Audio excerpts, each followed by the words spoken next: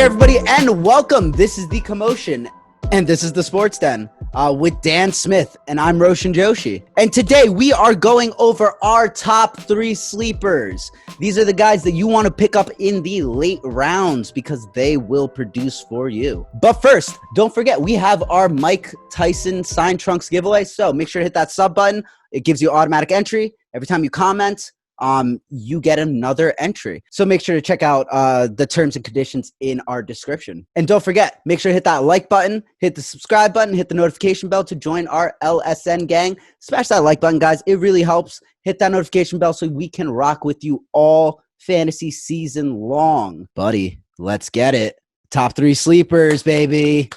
So this is my favorite part about fantasy because it makes me feel like I'm smarter than everybody else when I'm right. Let's prefix with man won 5 of 5 of his fantasy leagues last year. He's going to talk that trash, man. He's going to do it, and he's probably going to be right. Super heavy on Lamar Jackson last year.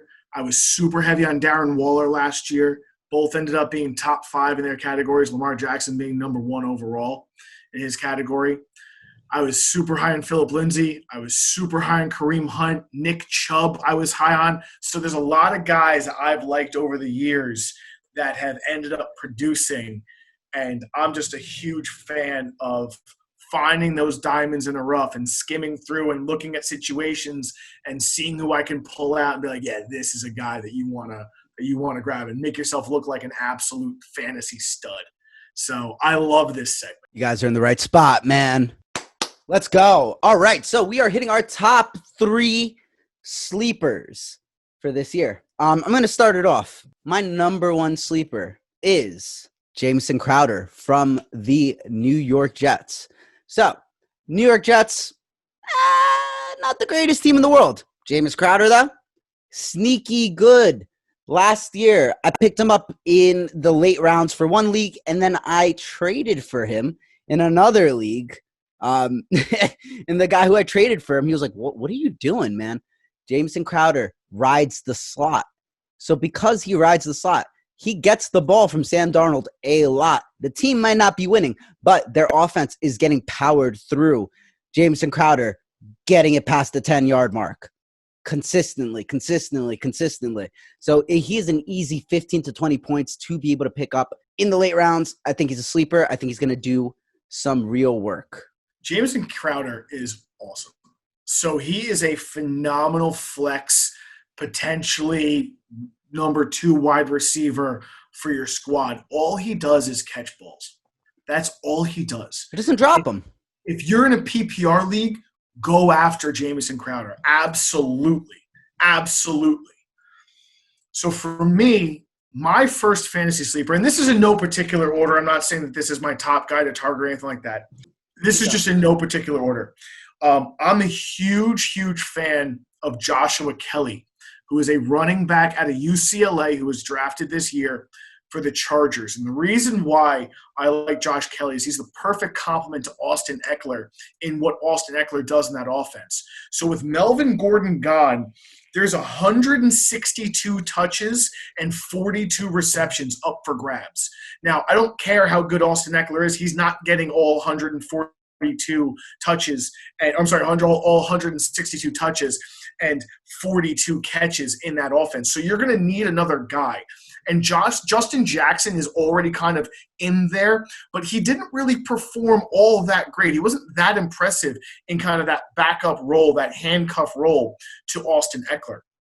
Also the aspect of, I feel like Austin Eckler was kind of a flash in the pan type of guy, and I think you need a Melvin Gordon-esque running back in that offense, and I think Josh Kelly is the guy.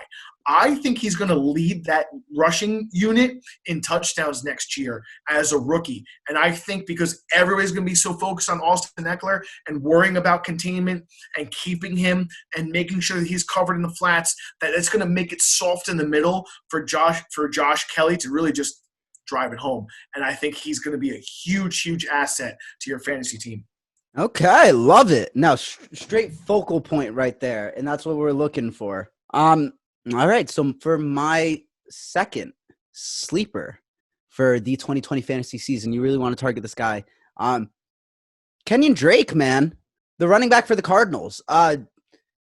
I know he did not do as well as he should have when he was on the Miami Dolphins, but clearly you saw that that system did not fit for him. When he went into the Cardinals locker room towards the end of last season, my man blew up. So he was doing very well. He was a very good lead back for them.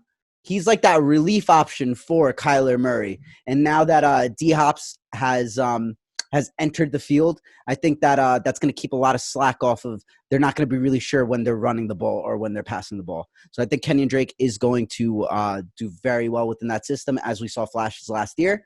And you definitely want to try to target him at some point this year. He'll be if you get him in the flex, you're winning. Like, not winning the league, but you're winning in life, because Kenyon Drake will do well for you in the flex.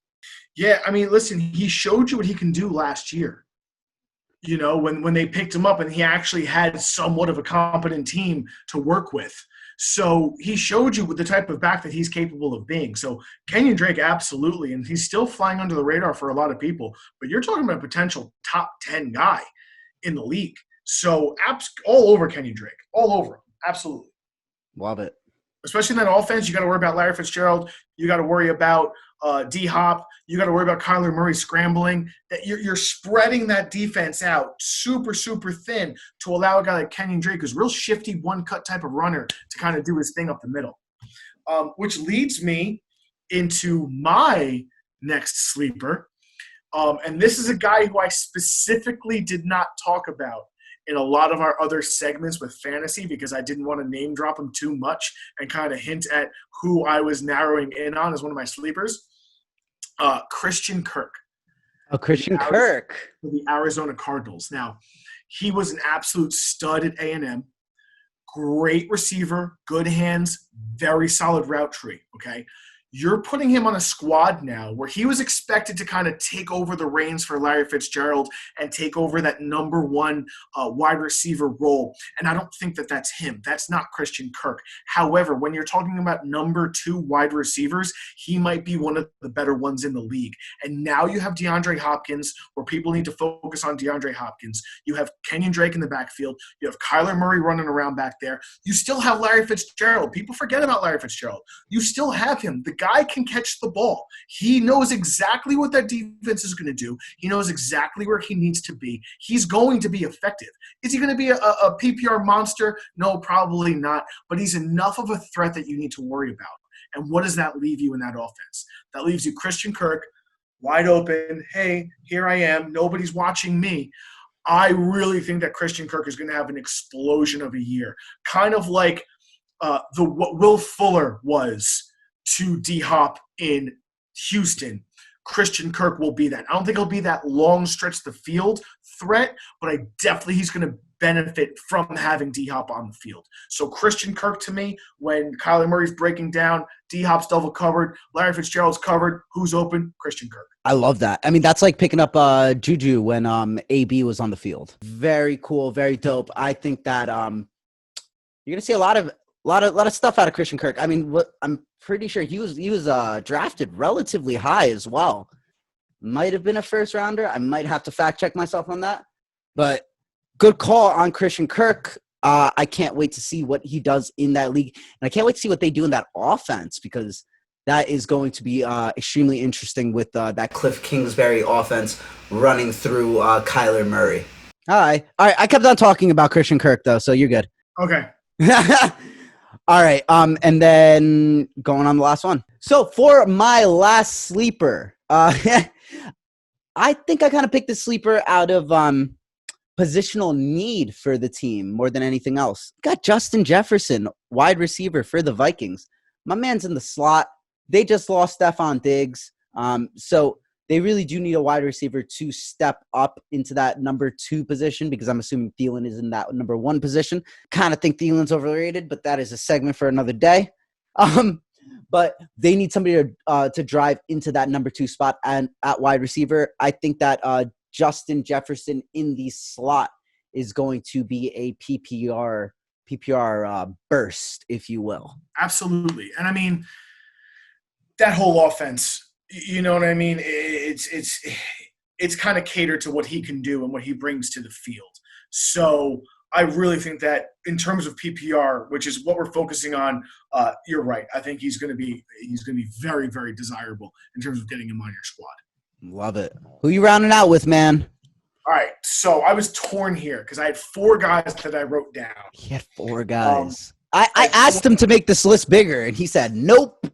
Yeah, I had 4 guys I wrote down, so I'm torn here. I knew Christian Kirk had to be out there. I knew Josh Kelly had to be out there. I really think, and I'm doing this specifically because of how thin that position group is overall, I'm going with a tight end. I'm going with Hayden Hurst. So Hayden Hurst, if everybody remembers, was drafted in the same draft as Mark Andrews. And they kind of both came in together, both came into the league together. He played second fiddle to Mark Andrews, and I don't think it was a talent thing necessarily. I think it was a chemistry thing. I think Mark Andrews and Lamar Jackson just kind of had a little bit better chemistry than Hayden Hurst did because he's a very, very talented guy. And now he's coming into an Atlanta offense with Austin Hooper, who, if you look at the if you look at the spider chart from their combines, Hayden Hurst blows Austin Hooper out of the water. It's not even close. It's not even the same comparison. Okay, so your Austin Hooper in that Atlanta offense had 146 grabs for 1,447 yards and 10 touchdowns, which I believe made him a top 3 tight end last year at the end of the year. Okay. You're taking that type of ability, that type of production, and now you're dumping it into the lap of Hayden Hurst. I think he is tailor-made to dominate this year, and you're talking about a guy that could potentially be a top 5 tight end by the time the end of the year is over. Okay. All right. I know who I'm going to be stashing in the late rounds on my bench. Sweet. No, I'm looking forward to it. I think that that's going to be a very interesting pick, especially with that Ravens potential 2 tight end set. Because they could both just be getting points all day. And that is probably the most viable position for them to be able to get points is that tight end position, that moving, blocking, catching guy. So I like it. I like the pick, man. Yeah. So we'll see. And then, by the way, my 4th guy was Tyrod Taylor. So if you just want to stash a quarterback, Tyrod in that offense, I think he's going to explode. So he's definitely going to be a top 12 quarterback by the time the year's said and done.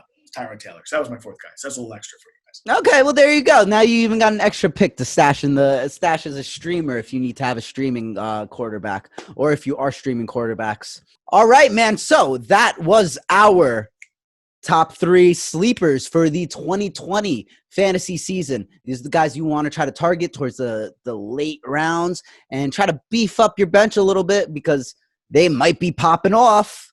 And once again, guys, always a pleasure. This has been the Sports Den on the Commotion with Roshan Joshi and the locksmith, Mr. Dan Smith. Don't forget, guys, join our LSN gang. Hit that like button, subscribe button, notification bell so you can always be up to date. Hitting that like button really helps us out. Hitting that notification bell means you are always with us when we are dropping new videos. We will be rocking the whole 2020 fantasy season with you. So make sure to stay tuned so you know how to hit those waivers. And guys, remember, be smart out there and stay blessed. Grinding my whole life. Stop that. Grinding my whole life.